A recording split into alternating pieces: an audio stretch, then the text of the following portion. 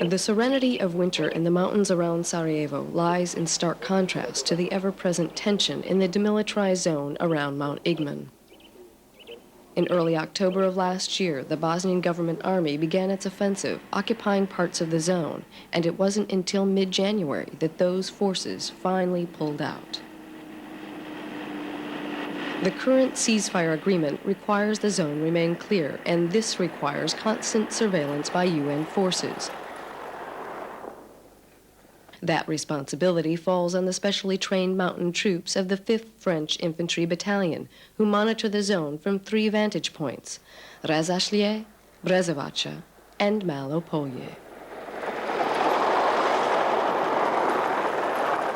Nous sommes ici donc sur le site de Malopolje qui se situe ici à environ une dizaine de kilomètres au sud-ouest de Sarajevo.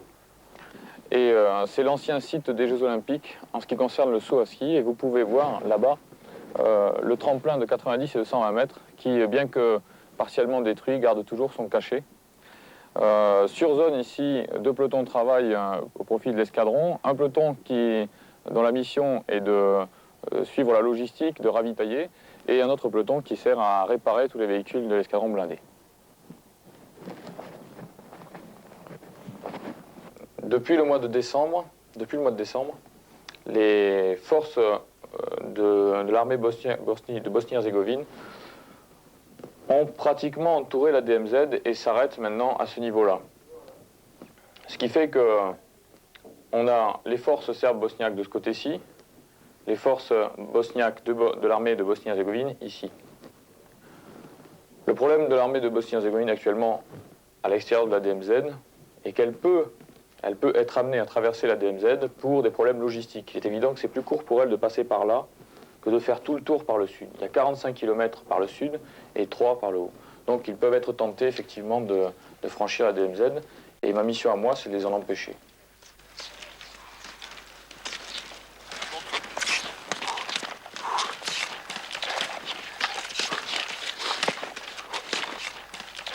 Tous les jours, chaque poste fournit 2 patrouilles en véhicule ou en ski ou à pied.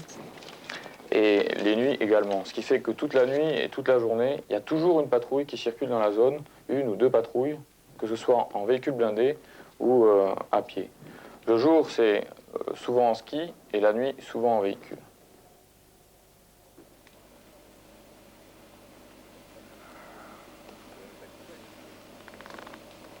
Alors, en ce moment, j'observe les différents bunkers et PC bosniaques que nous voyons à nos midis.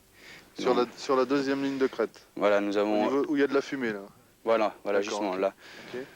Alors là, nous avons entre une quinzaine et une trentaine de bonhommes, de soldats, soldats bosniaques. Ouais. Ils se sont installés là il y a maintenant 1 mois, en gros. Et là, ils sont en dehors de la DMZ? En dehors de DMZ. Alors, à savoir qu'il y a beaucoup d'infiltrations, difficiles à gérer. Là, dans ce coin-là? Alors que ce soit là, passe par derrière, Javorac, et contourne les lignes. Qui sont au-dessus là-haut. Voilà. Et souvent? Souvent, surtout la nuit, parce que là, on peut pas les arrêter. Hein. Mais sinon, de jour, ils sont en moyenne une vingtaine, trentaine, ça dépend des jours. J'ai à ma disposition des postes d'observation qui, en plus des patrouilles, observent certains secteurs de la zone, notamment toute la zone sud et sud-est. Et lorsque une infiltration, une violation de la DMZ est constatée, ils rendent compte par radio au PC de l'escadron qui lui envoie un élément d'alerte qui se trouve à Babandol et qui est un élément d'alerte blindé.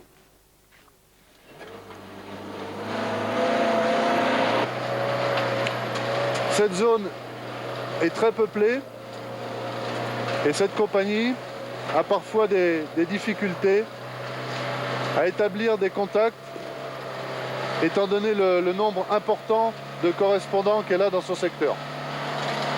Cette compagnie a un poste relativement isolé qui se trouve à mi-pente entre Azici et Malopolje, c'est-à-dire sur les pentes d'Igman.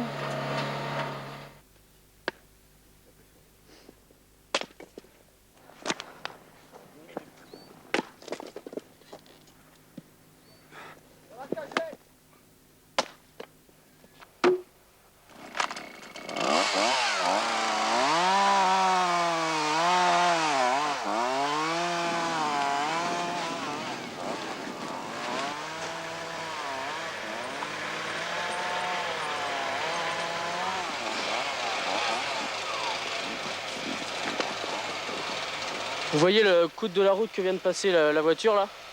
C'est la ligne de confrontation avec à gauche les Bosniaques et à droite les Serbes.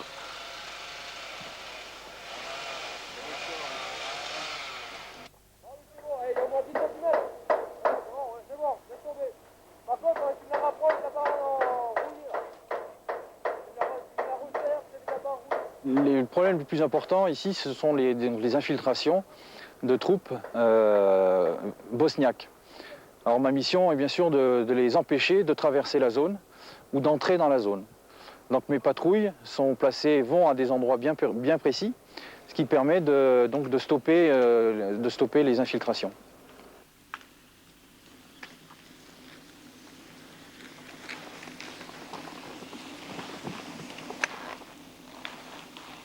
J'ai dépassé le carrefour de à peu près 800 mètres, toujours rien à signaler, de mon conduite à tenir.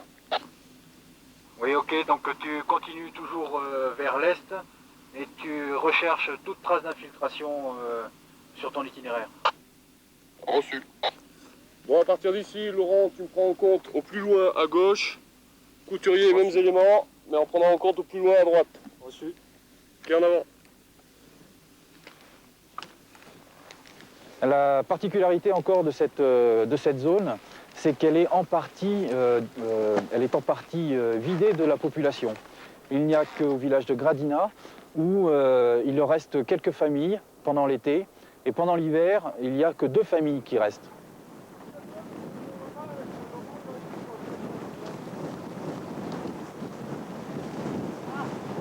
Et mon rôle à moi, c'est aussi d'aller les voir, leur apporter une aide humanitaire, car les seules personnes qu'ils peuvent voir pendant l'hiver, c'est nous, car nous pouvons nous déplacer alors qu'ils sont complètement isolés.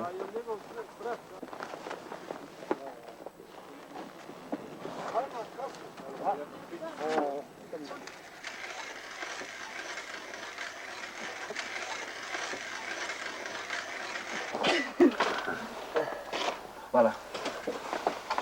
Voilà. Un peu mieux le matin. Kad osi. Evo, mi sad tu lijepo, tu vam je najviše.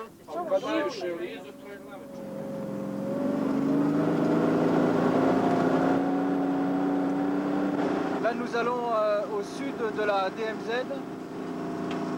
dans un village qui s'appelle Savici. J'ai rendez-vous avec des autorités bosniaques ce matin.